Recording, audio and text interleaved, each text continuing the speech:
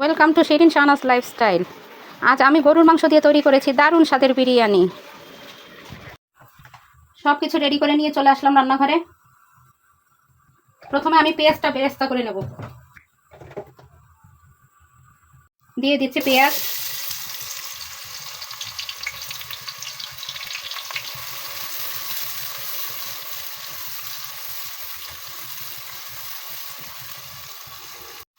ভালোভাবে লাল লাল করে ভেজে তারপর বেরেস্তাটা করে নেব। আমার বেরেস্তা হয়ে গেছে, আর বেশি ভাজবো না, এরপরে পুড়ে যাবে, পুড়লেই ভালো লাগবে না খেতে। তুলে নেব আমি।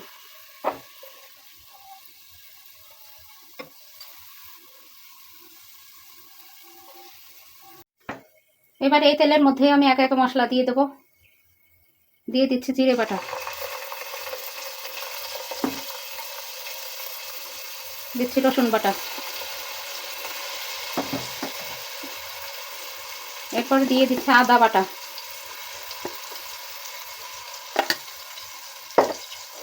এগুলো একটু ভেজে নেব, তারপর অন্য মশলাগুলো মেশাবো।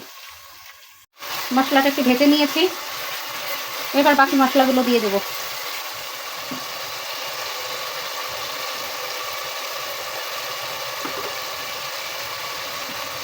দিয়ে দিচ্ছি মরিচের গুঁড়ি, দিচ্ছি লবণ,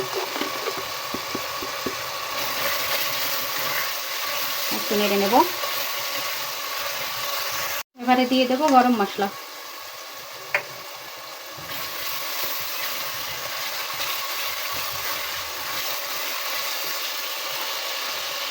তারপরে বিরিয়ানির মশলা অ্যাড করে দেবো।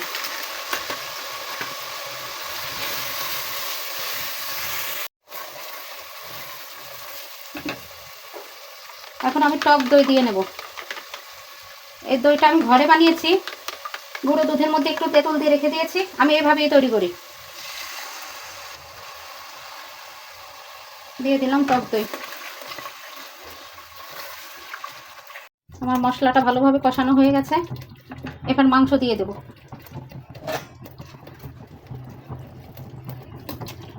অনেকে একসঙ্গে সব মশলা মাখিয়ে তারপরে বসান, আমি আবার এভাবেই রান্না করি। আসলে এক একজনের রান্নার স্টাইল এক এক রকম, আমি এইভাবেই দিই। এখন ভালোভাবে মাংসটাকে কষিয়ে নেব।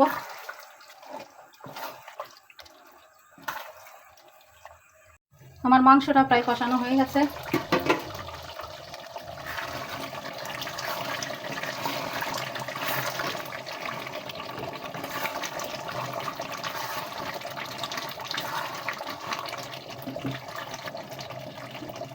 এখন এর মধ্যে দিয়ে দেবো টমেটো সস,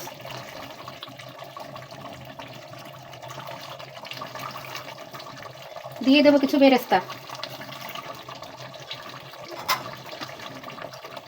আর দিয়ে দিচ্ছি কাঁচামরিচ।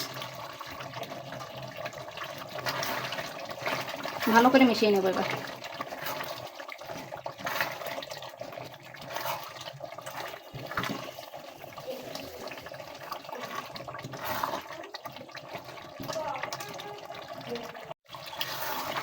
ভালোভাবে কষানো হয়ে গেছে আমার।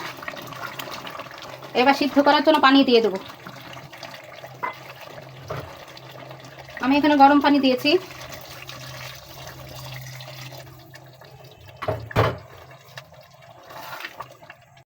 প্রত্যেকটা রান্নায় গরম পানি ইউজ করার চেষ্টা করবেন, ঠান্ডা পানি দিলে তরকারির টেস্টটা নষ্ট হয়ে যায়।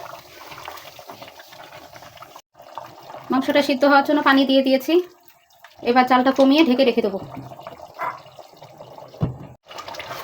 আমার মাংস রান্না কমপ্লিট, এবার রাইসটা করে নেব। সিদ্ধ হয়ে গেছে মাংস।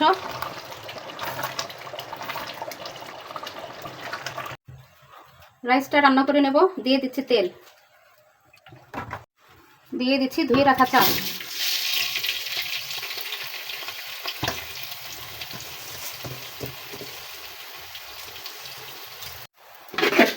খুব ভালোভাবে চালগুলো ভেজে নেব। ভাজা যত ভালো হবে তত আপনার রান্নাটাও সুন্দর হবে, একদম ঝরঝরা হবে। এবার লবণ দিয়ে দিচ্ছি, আর দিয়ে দেবো কয়টা কাঁচামরিচ।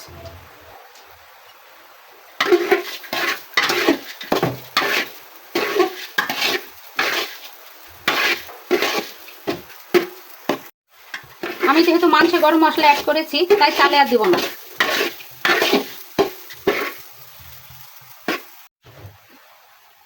আমার চালটা ভাজা শেষ, এবার আমি দিয়ে দেবো পরিমাণ মতো গরম পানি। পরিমাণ মতো গরম পানি দিয়ে দিলাম।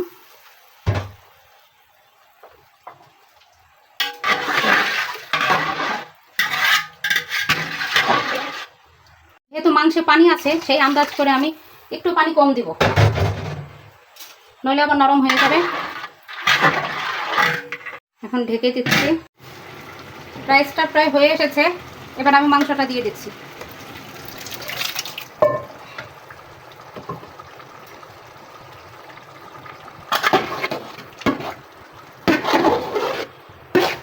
ভালোভাবে মিশিয়ে নিব, তারপর এটাকে দমে রেখে দেবো আর ঢাকনা খুলবো না।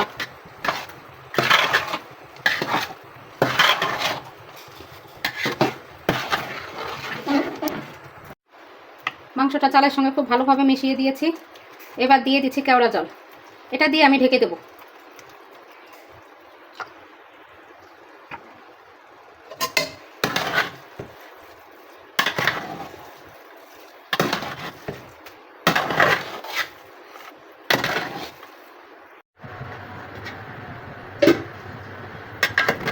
আবার একটু ভালো করে মিশিয়ে নেব। শেষ হয়ে গেল আমার বিরিয়ানি রান্না।